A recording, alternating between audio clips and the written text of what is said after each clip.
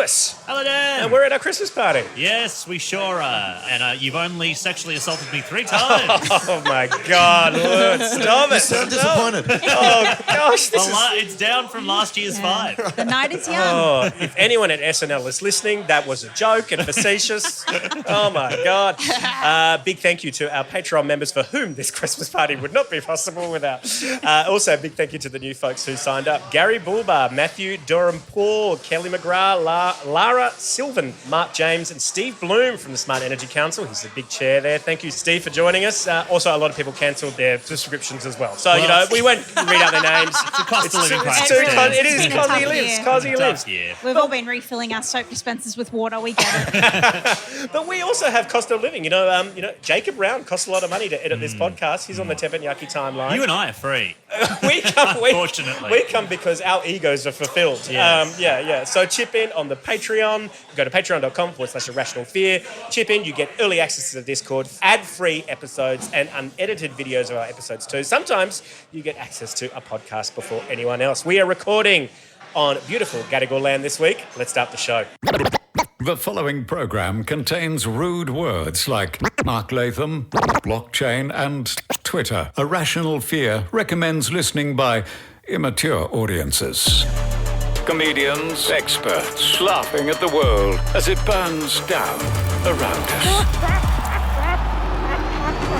This is a Rational Fear. Tonight, Peter Dutton claims that standing in front of anything else but a Union Jack would be un-Australian. And Rupert Murdoch fails in his bid to control News Corp from beyond the grave, so he started a new entity called News Corps. And Anthony Albanese prepares Labor for re-election, running on their record of achieving... I can't remember what they achieved, but Dean Madigan said it was good on Sunrise, so they must have done something. It's the 12th of December, recorded live at the Tilbury pub. This is Irrational Fears, A Rational Year. This is a Rational Fear.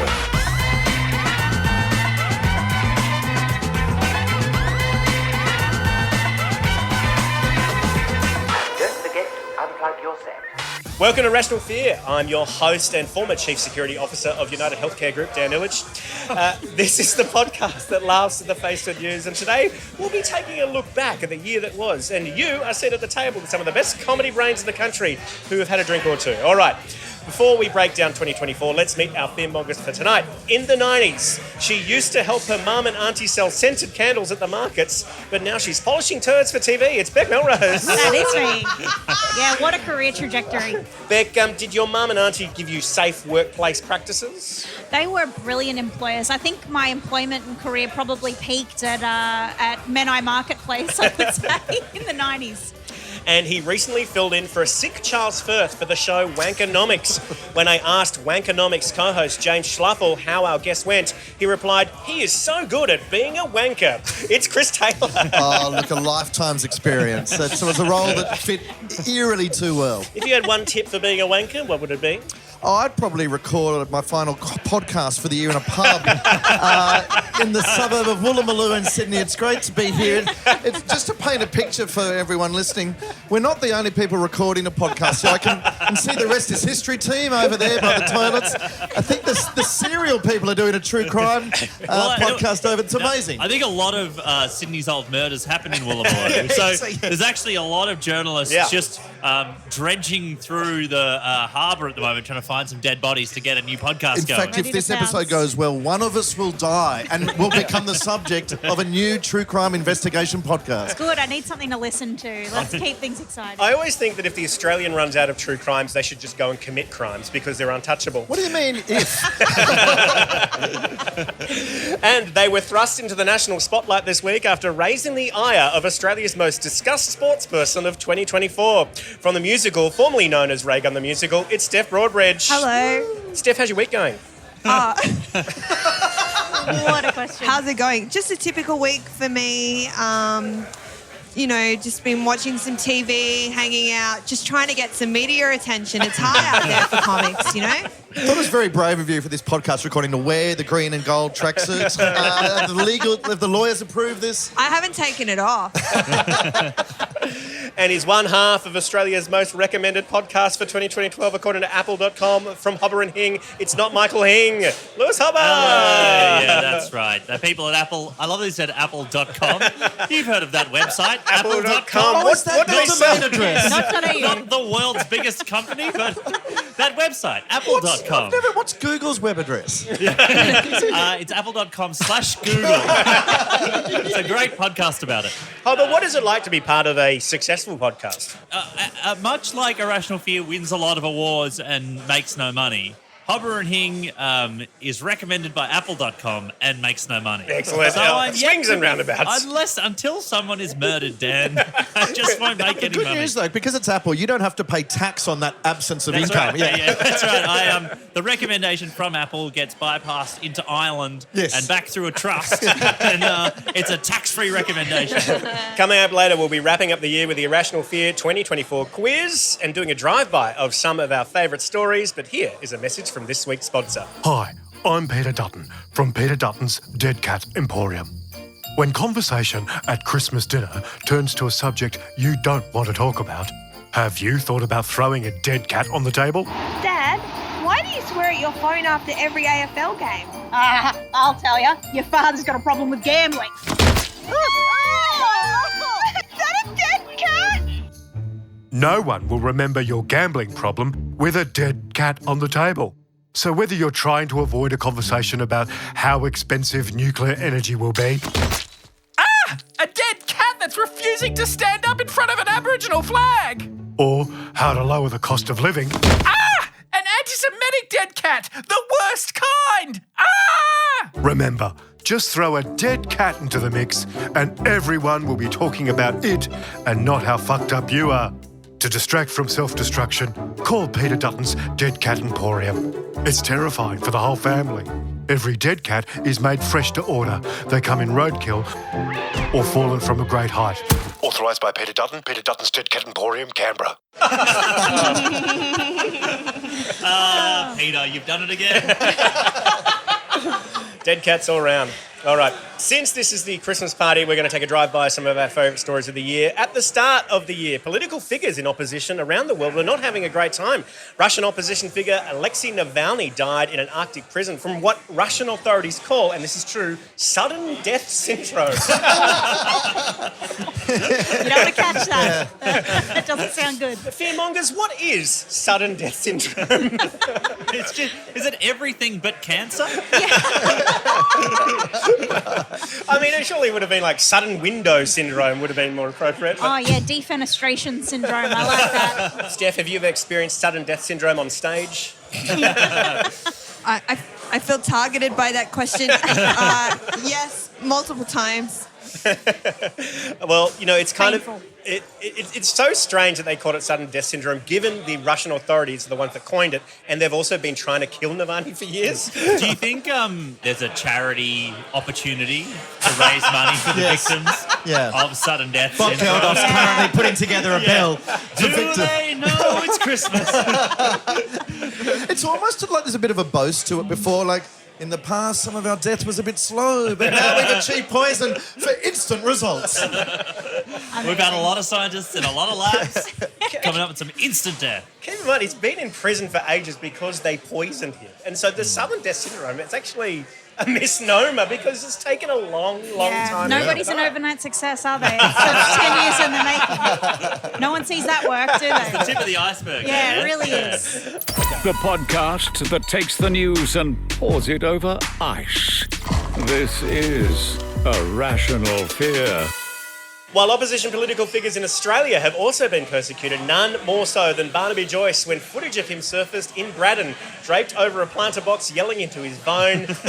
We don't know who to, but he said, "You're a dead fucking c***." According to several woke parliamentarians, they came out and called Barnaby Joyce a disgrace. But perhaps the best quotes came from Vicky Campion. For those who are catching up, Vicky Campion is Barnaby's second wife, former liaison for Barnaby Joyce for media, and a News Corp journalist herself, or columnist rather. She's not a journalist. When she was asked, who did Barnaby call a dead fucking c***?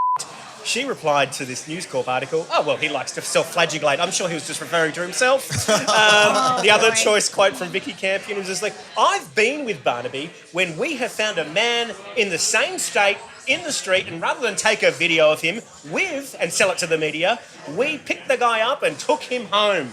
And then another quote was like, on another occasion, Barnaby picked up a hospital patient who was walking around disoriented and took him back to the hospital, both local Canberrans. It is disgusting when that he was in need that they could not even check that he was okay.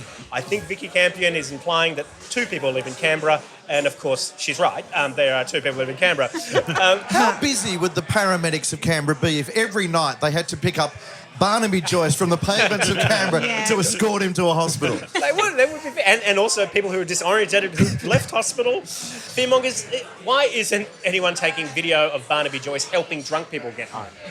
Oh, I think that's tragic that they're not, really, isn't it? Like, we've all done this. We've all been walking home drunk and sat on a planter box to take an important call at 2 a.m. and fallen onto our back and decided to continue the call and yell.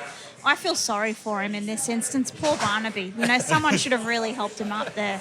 Also, maybe he wasn't drunk. There's a lot of roundabouts in Canberra. He spun around. No, that would have been my excuse. But after my 1,000th roundabout, I simply fell over. I felt he didn't get enough kudos for this. I mean, yes, he was lying flat on the ground drunk, making calls, but how many politicians could actually still function at a top level in that state? Like, people forget, he was our acting Prime Minister for many, many months. During, like, the Aceh tsunami, that's how he was negotiating First World Aid deals to it doesn't matter that he's lying down. He's a doer. He's a giver. And if he chooses to prefer lying down and doing his work on his back, that's better than doing no work at all. That's his whole re-election campaign slogan.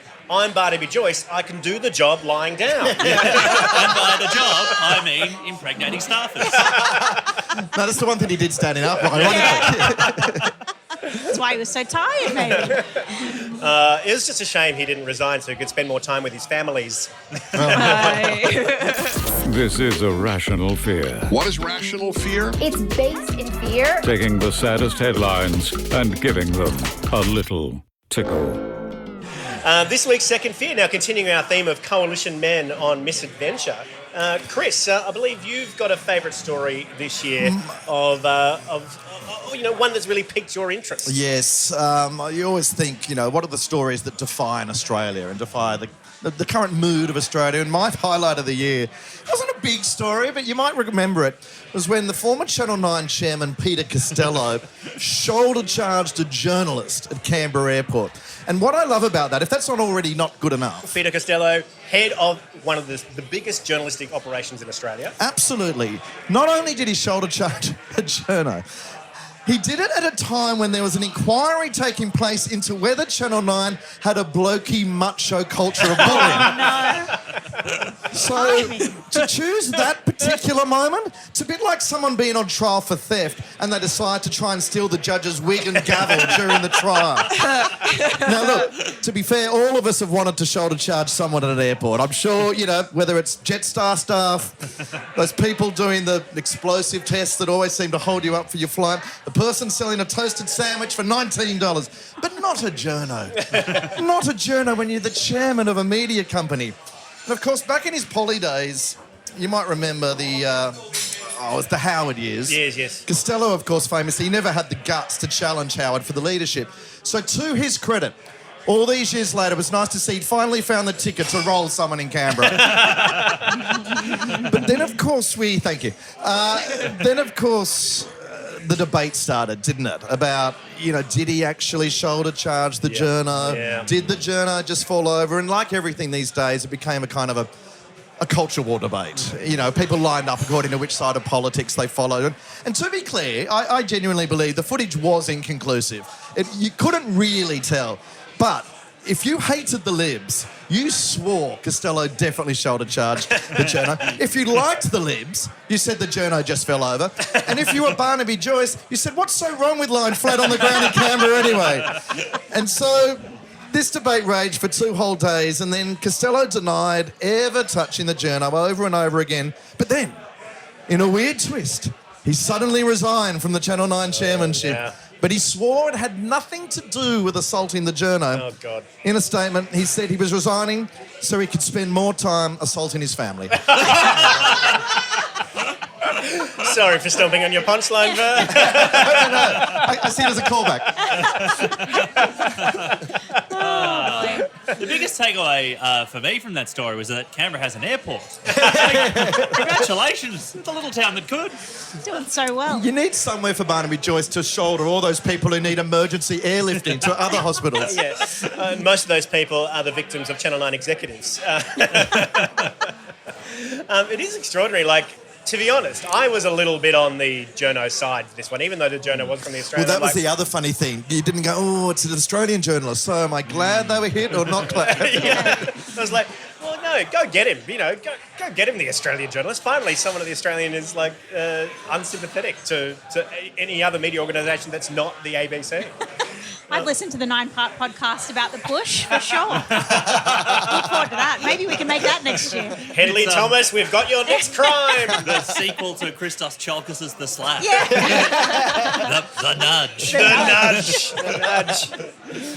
Your fear is rational. And finally, this week's third fear in a world where culture, sport and politics collide. Perhaps the biggest meme of the year, the largest cultural impact that this country has had on the world since Crocodile Dundee. And the reason why Steph is here on the podcast but isn't allowed to talk is so we can have a conversation about Raygun at the Olympics. Now, Steph, Yes. I know you're not allowed to talk about this subject. Should we give some context as to why? Yeah, Steph, did you want to give a sentence as to why you can't talk about this?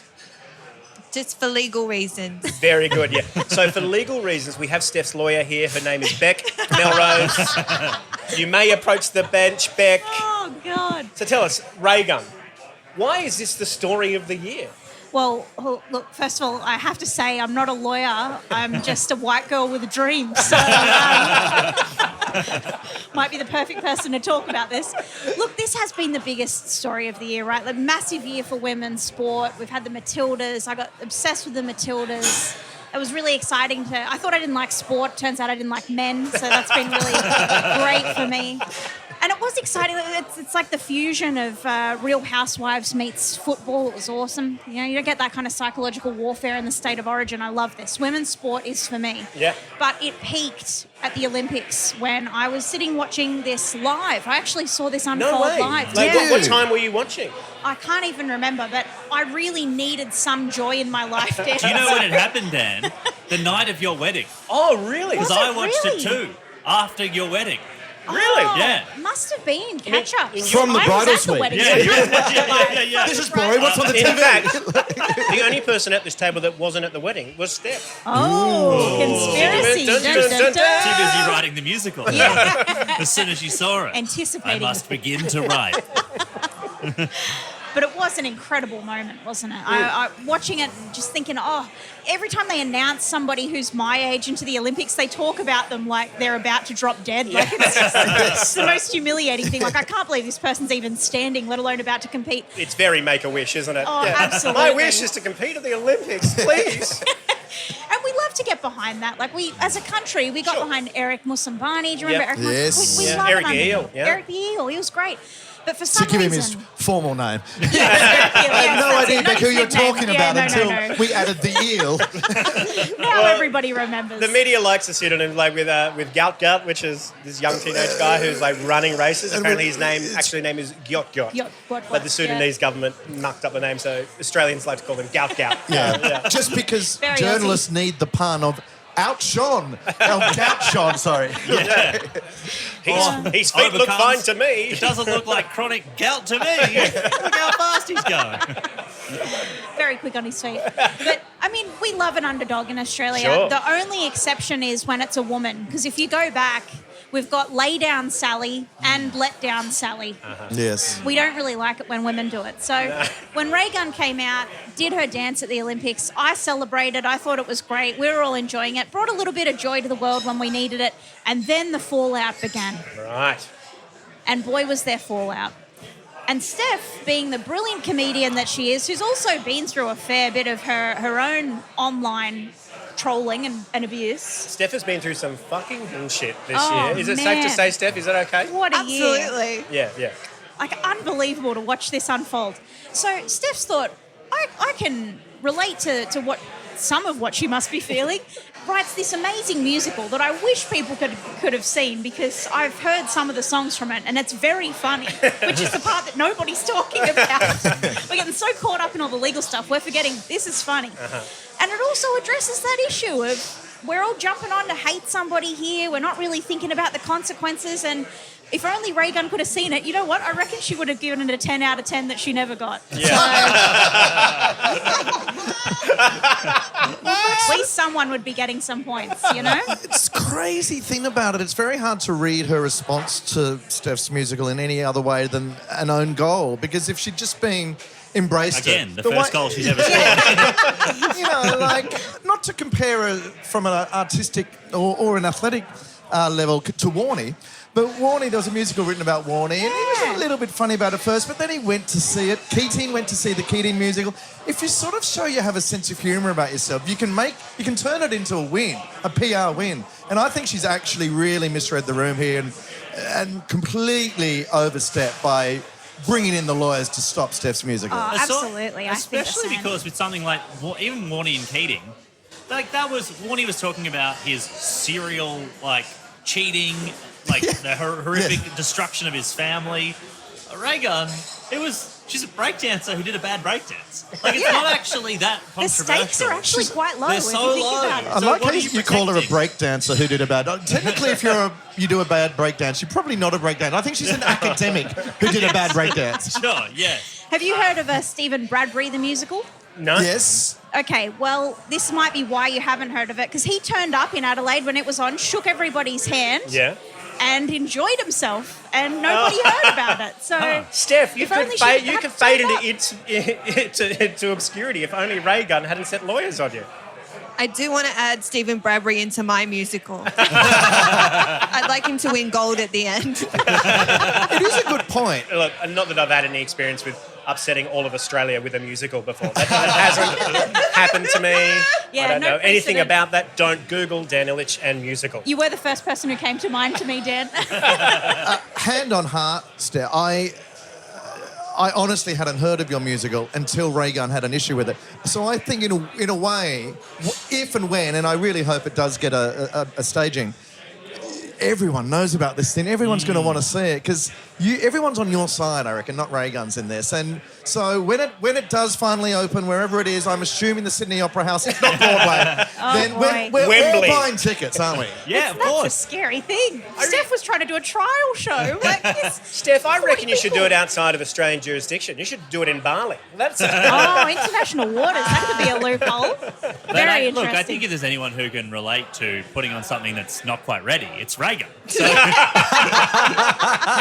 I don't know Raygun personally. I don't know, but I would be so surprised if this was her call. Like this, this feels.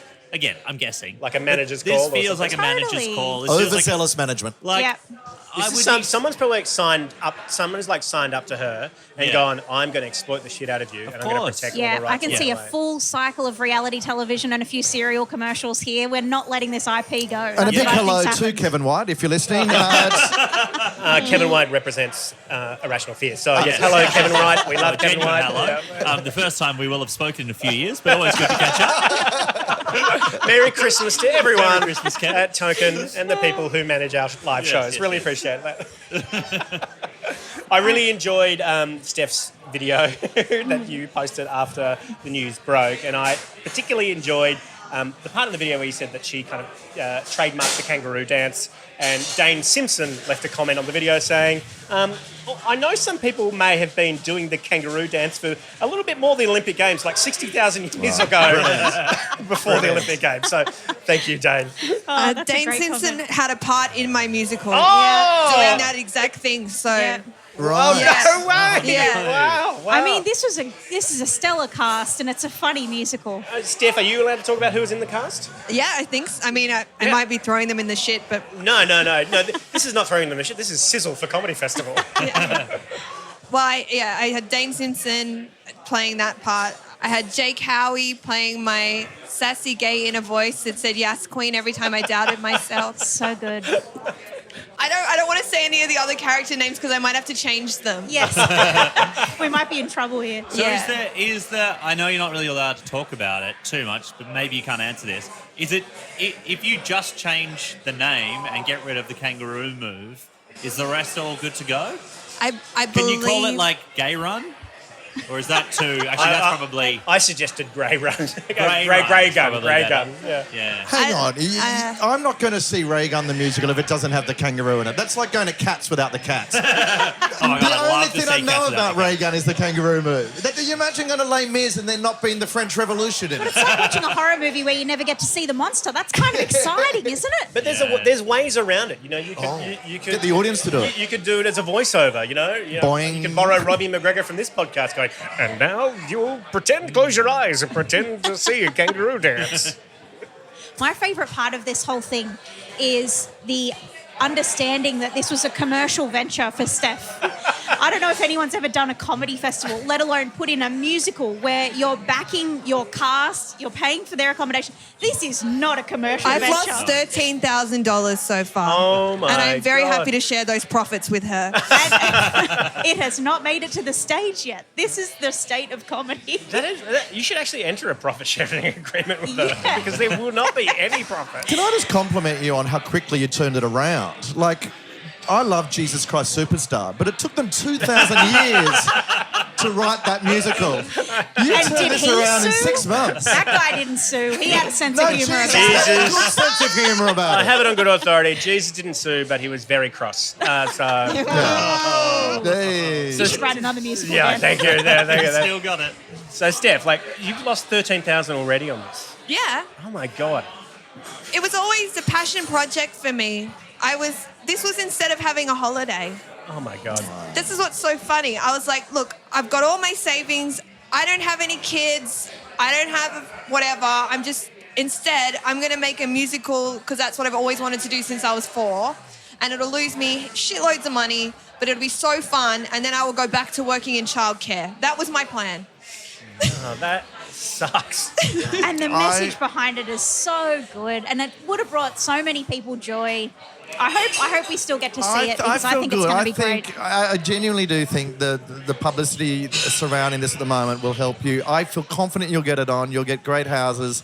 I really hope you have a great success with it. And yeah, I am coming. I'm coming to the show. I've got it. Like, I know this is not great for promotion or whatever, but I just can't help but think the funniest thing now would be for it to be the worst musical anyone's ever seen. Well, No one's seen it. could So, like, spin they're that as putting, a meta you get all commentary. these lawyers and all this stuff in, and then it's just me going for like an hour and a half with no break. Oh, God. It would be an excellent way to end it all. I hope she gets to see it because Steph has the best intent with this, and it was never meant to make it, you know, about bullying or anything like that. It's actually about celebrating her, so I hope she does get to see it one day. Do you have any final thoughts on this, Steph? Anything you're allowed to say? Thank you for all the attention.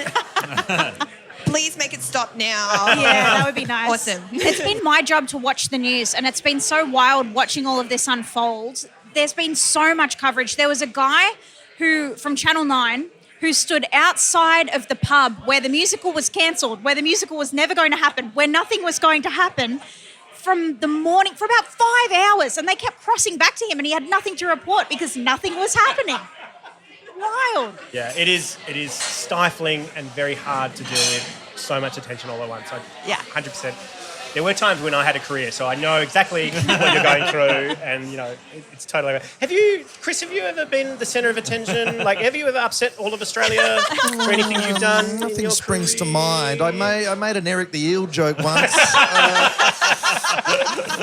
I wrote a whole musical about it. No one's seen it. Eric's got a great legal team. Steph, all the best with it. Thank you.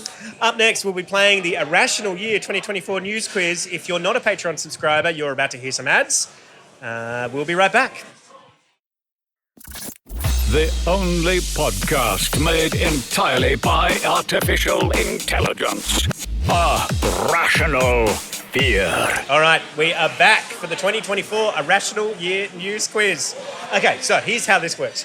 If you are a person who buzzes in with the most incorrect answer, you get a point. Most incorrect. First. Incorrect, yeah, incorrect. If you give a correct answer, you lose a point, and the loser will buy lunch. Okay, great. Okay, here we go. Let's go. 2024 quiz.